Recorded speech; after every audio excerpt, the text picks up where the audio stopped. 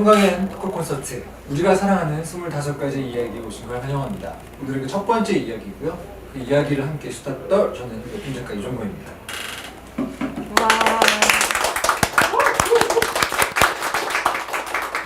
네, 안녕하세요. 네, 오늘 첫 시간에 참여를 하게 된 홍윤표라고 합니다. 네, 반갑습니다. 반갑습니다.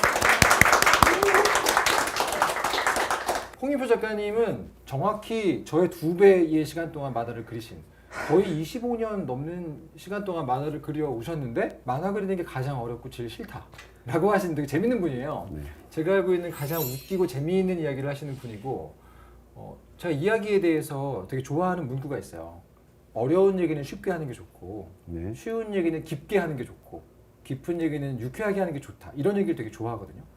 근데 그 문장에 정확히 들어맞는 분이세요. 아, 제가요? 네, 그렇습니다. 본인 빼고 다 알고 있거든요. 근데 여기에 와주신 모든 분들 그리고 현재 청강엔 채널을 통해서 스트리밍 보고 계신 모든 분들에게도 되게 재미있는 진면목을 보여주실 수 있을 것 같아요. 네, 노력해 보도록 하겠습니다. 우리가 어떤 얘기를 나누면 좋을까를 고민을 했는데 역시 제일 좋은 건 어떤 얘기를 좋아하는가로 시작을 하는 건 언제나 도움되는 것 같아요. 그래서 홍윤표라는 만화가가 어떤 이야기를 만들어왔고 어떤 이야기를 좋아했고 동경했고 이런 것들을 제가 한번 여쭤보고 싶습니다. 지금까지 어떤 이야기를 많이 만들어 오셨어요? 아, 데뷔는 천하무적 홍대리라고 하는 직장 만화를 아마 지금 젊은 층에서는 이미 옛날 만화가 되어버려서 이제 부모님 세대들이 아시는 만화일 거예요. 그래서 요즘은 거의 대부분의 분들이 웹툰을 많이 보지만 어렸을 때 주간지 좀 봤다, 주간 만화 좀 봤다 하시는 분들은 사실 천하무적 홍대리를 모를 수는 없다고 생각을 하거든요. 어느 정도 연식이 없으면 모를 수 있어요. 그건 제 만화도 마찬가지이기 때문에 주로 이제 저의 일상을 기본으로 했던 근데 그 일상에 판타지를 섞거나 아니면 그 개그 코드를 섞어서 네네. 만드는 흔히 말하는 아주 짧은 개그 만화를 오래 만들어 왔고요. 그리고 이제 요즘은 지식 만화 쪽 작업을 주로 하고 있습니다.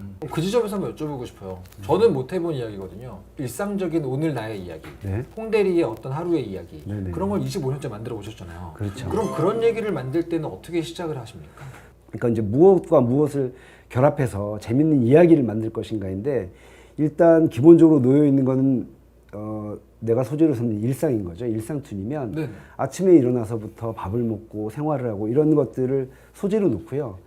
근데 그것만 그대로 이야기를 하면 이야기가 너무 평이하기 때문에 이거를 어떻게 하면 강화시킬까라고 이제 제가 선택한 건 우리가 흔히 말하는 상상력. 그것도 굳이 이야기하자면 초현실주의적인 상상력을 이 일상에다 갖다가 붙이는 거예요. 퍼즐 맞추기에서 제대로 끼어지나 안 끼어지나 반복해서 넣어보고 빼는 그런 건가요? 그렇죠. 원래 초현실주의에서 얘기했던 거가 아주 중요한 게 전혀 다른 두 가지를 낯선 곳에 가져다 놓거나 네네. 결합시키거나 그랬을 때의 그 이상함, 어울리지 않음, 불안함 이런 거로부터 사람들의 마음을 끌어내려고 시작했던 뭐 미술이나 문학사조가 초현실주의였거든요. 네. 저는 그런 것들을 아주 짧은 만화에 녹여내는 작업들을 하고 있는. 사실 그런 것들을 안 해본 입장에서는 어떤 방식으로 그런 훈련하고 트레이닝하고 연습하는지가 되게 궁금하긴 했어요. 만약에 여기서 물을 마신다고 하면 물을 마시는 장소를 바꿀 것인지 물을 마시는 대상을 바꿀 것인지 우리가 이제 흔히 말하는 뭐 의인화라든지 아니면 크기를 크게 하고 시간이나 공간을 초월하게 하고 이런 퍼즐들을 막 끼워 맞추다가 어느 순간에 이건 독자들도 충분히 재미있게 이 퍼즐을 풀 수 있겠다라고 연결이 되는 지점이 있어요. 그 지점이 딱 맞아 떨어지면 그것을 개그 또는 재미있고 신비한 이야기 정도로 일상에 발을 붙이고 있지만 일상에서 느낄 수 없는 재미를 느끼게 하는 식으로 조합을 해내는 거죠. 그래서 저는 작업하는 방식이 계속해서 머릿속에서 맞는 퍼즐이 맞을 때까지 끼웠다 뺐다를 반복하는 과정을 반복하는 게 저의 작업 과정이었던 것 같아요. 퍼즐 맞추기에서 제대로 끼어지나 안 끼어지나 반복해서 넣어보고 빼는 그런 건가요? 그렇죠. 네.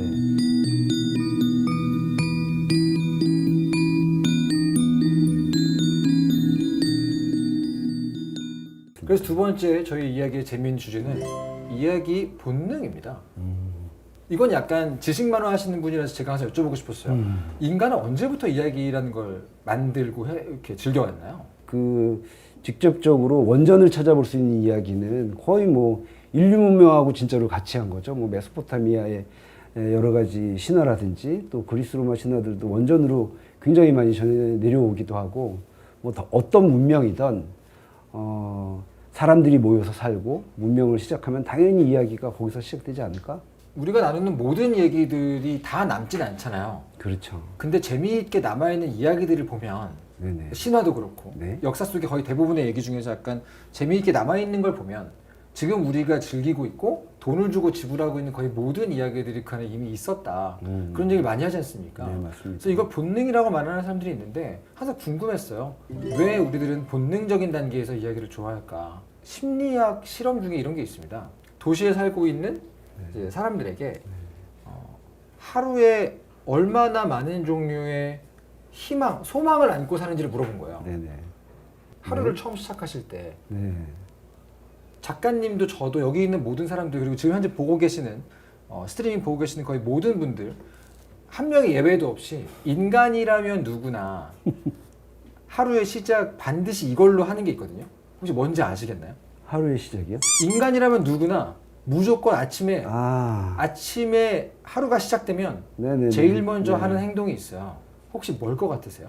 저는 오늘 아침에 이제 잠을 자고 눈을 떴는데요. 네네.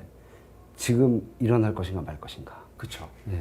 보통 사람들은 폰을 본다, 눈을 뜬다, 네. 다 그런 얘기 하지만 사실 인간이라면 네네. 아침에 가장 먼저 하는 행동은 다시 자고 싶어 하는 겁니다. 아, 무조건 뭔가를 희망하면서 시작해요. 제가 정답이 한 번에 맞춘 사람 처음 봤어요. 그래서 인간이 하루를 시작하는 공통된 행동이 소망이거든요. 그래서 그 실험에서 물어본 거예요. 하루에 몇 개 정도의 소망을 갖느냐. 그랬더니 뭐 다양하게 나오겠지만 네. 보통 뭐 몇백 개 정도 나온다고 하더라고요. 근데 이 실험의 핵심은 그것입니다. 그 중에서 몇 %를 소망대로 행동할까요? 와, 이것도 좀 어렵네요. 그 실험의 근데, 결과는 근데 굉장히 적을 것 같긴 해요. 그래도 한번 말해 보시죠.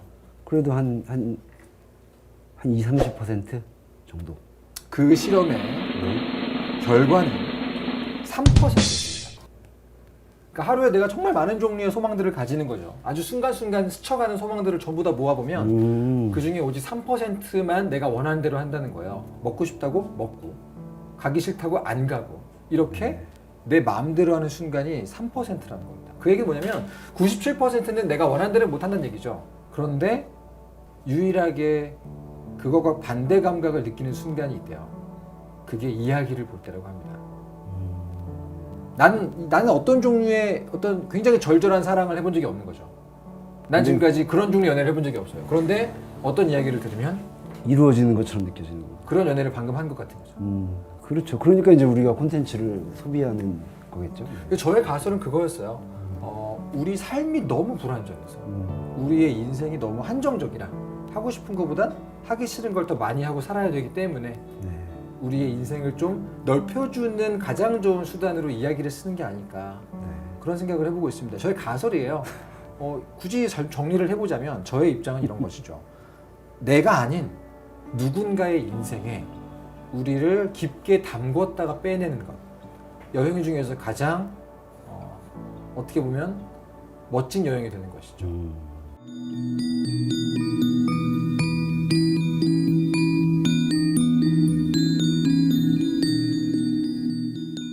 오늘 저희는 우리가 사랑하는 25가지 이야기라는 전체 그림의 첫 번째 조각을 열고 있습니다. 만화가 홍윤표, 그리고 만화가 이종범이고요.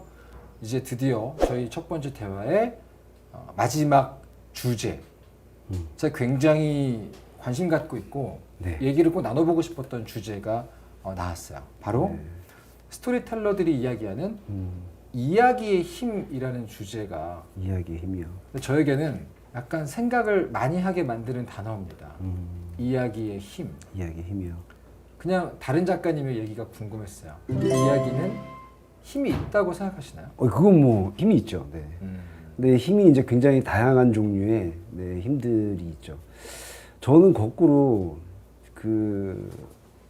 뭐 사담으로도 잠깐 말씀을 드리긴 했지만 어제 이제 닥터 프로스트를 봤잖아요. 아 예. 네. 근데 웹툰이라는 것이 아주 특이했던 점이 이제 저희가 옛날에 만화를 그렸던 상황하고 다른 게 독자들과의 소통이 굉장히 중요한 역할을 차지하고 있더라고요. 근데 그래서 특히나 이제 이종범 작가님 그 닥터 프로스트 이제 거꾸로 질문을 이제 막 던지게 되는데 이제 질문으로 저를 괴롭혀 주십시오. 네네네. 닥터 프로스트를 그리셨을 때 항상 사회 문제를 어떻게든 접목시키려고 노력하시는 것 같기도 하고 네네. 세월호 문제를 만화로 다루시고 시즌 3 때였죠. 그때가. 시즌 3 때였군요. 네. 그래서 거기서 이제 희생자 가족들의 연락과 반응을 받으시고 네. 그다음에 거기에서 만화 때문에 힘을 받고 있다.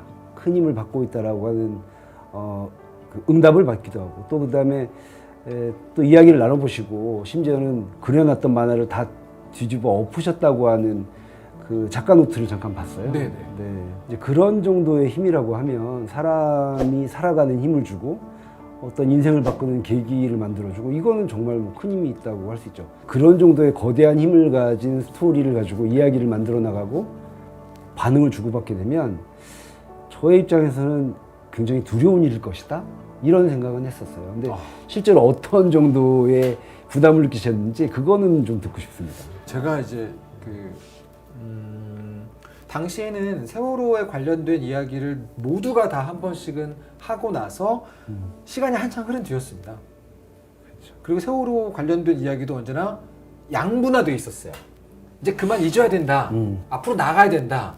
절대 잊으면 안 된다. 이거 우리 모두가 기억해야 된다. 이 두 가지가 항상 싸우고 있었고. 근데 제가 이제 만화가로서 그때 얘기를 떠올려 봤더니 그 세월호 때 살아남은 학생들에 대한 얘기는 아무도 안 하고 있더라고요. 그래서 그걸 제가 그리기로 마음 먹고 1화를 딱 올렸을 때 메일이 온 겁니다. 근데 그때 어떤 메일이었냐면 단원고의 학생들입니다.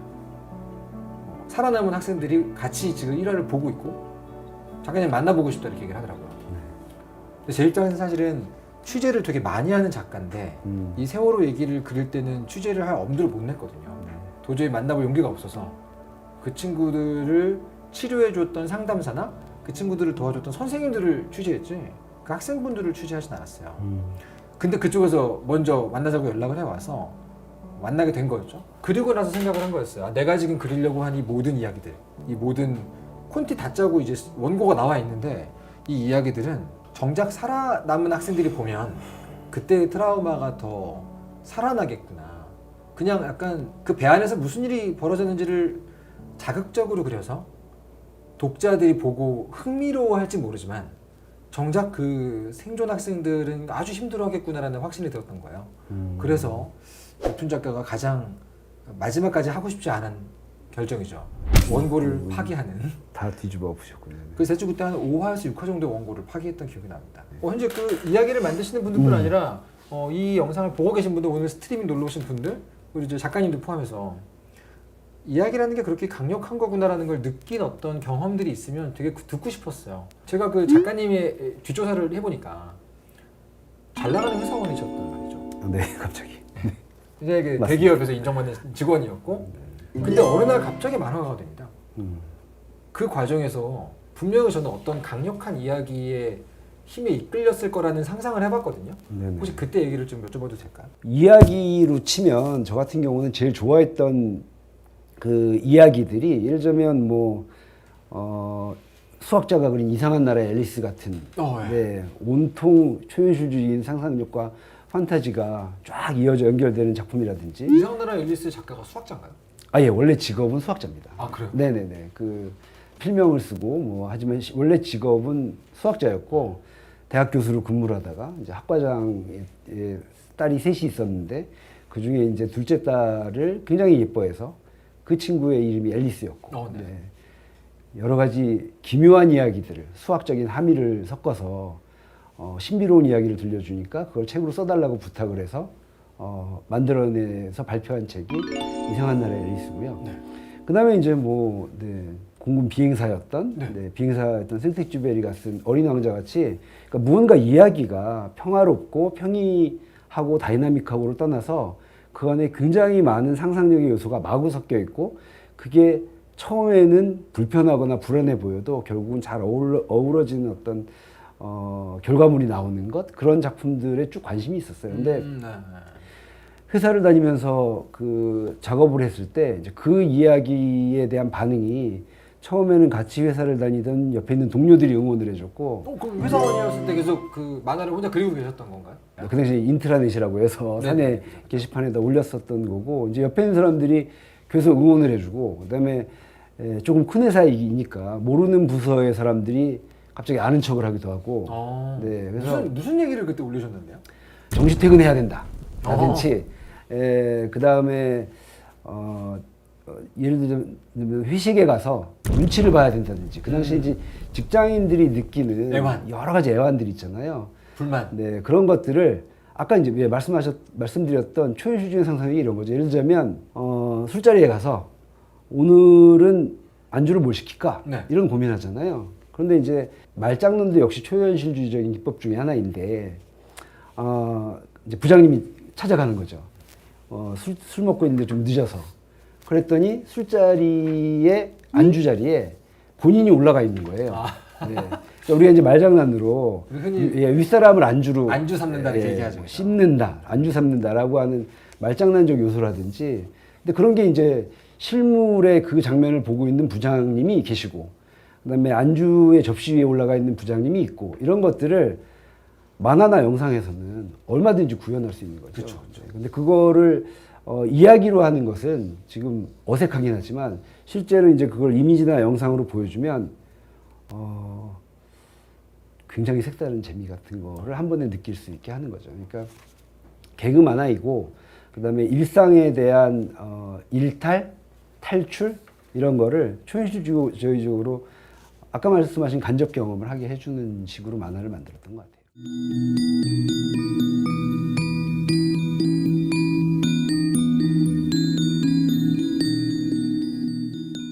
이야기의 힘에 대해서 만화가 둘이 얘기하고 있었습니다. 저는 이야기 어떤 저의 삶에 영향을 줘서 방향을 바꿔버렸던 강력한 이야기의 힘을 얘기했고 만화가 홍윤표는 자기의 삶을 바꿔버린 이야기의 힘에 대해서 가장 많이 바뀐 건 저네요. 네. 나눴습니다. 약간 좀 이야기 방향은 다른데 저 같은 경우는 이야기를 만드시려면 끊임없이 취재하시잖아요. 계속 알아보죠. 네, 어마어마하게 많은 사람들을 만나보고. 근데 저 같은 경우는 이야기를 만들 때 주요한 소재가 저와 저의 생활이에요. 이거는 분명히 한계가 있거든요. 네. 아무리 많은 이야기를 제가 담고 있다고 한들 늘 반복해야 되는 일상이 대부분을 차지하고 있고, 그러니까 저 같은 경우에는 소재 고갈이 쉽게 오는 거죠. 많은 일상툰 작가님들이 네네. 그것 때문에 굉장히 막 새로운 경험, 새로운 체험을 하기 위해서 이렇게 기획을 하기도 하고 하시는데 항상 되게 고통스러워 하시더라고요. 네. 근데 중요한 게 이제 캐릭터를 구성하는 쪽에 있어서 어려움들을 굉장히 많이 느끼거든요. 네, 이야기라는 게 뭐 플롯 중심의 그 서사가 있기도 하고 캐릭터 중심의 서사가 있기도 하고 이야기를 구성하는 중요한 요소이기도 한데 저 같은 경우는 있는 이야기, 내 이야기를 굉장히 중요한 소재이기 때문에 이게 고갈이 되면 이제 금방 다른 방법을 찾아 나선 거예요. 소재로 삼을 수 있는 나에 해당하는 또 다른 캐릭터를 구축하는 거죠. 네. 그러니까 이제 그때부터는 명랑 만화가 아니라 원래 있었던 사람을 그 주변에 있는 여러 가지 정보들을 가지고 캐릭터를 다시 재구성하는 것. 그러니까 이제 지식 만화, 역사 만화, 인물 만화 이제 이쪽 작업을 쭉 하게 된 거예요. 그 이후로는 거의 대부분 지식 만화를 작업하셨죠. 관련되어서 이제 오늘 제가 예전에도 영업을 한번 한 적이 있지만 네네. 학생들이 캐릭터 구축하기 어렵다고 하면 캐릭터 구축이라고 하는데 끝판왕이라고 할 만한 소설이 있다. 그래서 이제 그 소개를 드리고 싶은 책인데요. 이거 잠깐 보시면 오늘의 라이브는 영업으로 끝나는군요. 네, 영업입니다. 이거 좋습니다. 저하고 관련이 없는 출판사이고요. 네, 이게 이제 하디랑스 황제의 회상록이라는 책인데 로마 시대에 대한 덕후들은 진짜 많아요.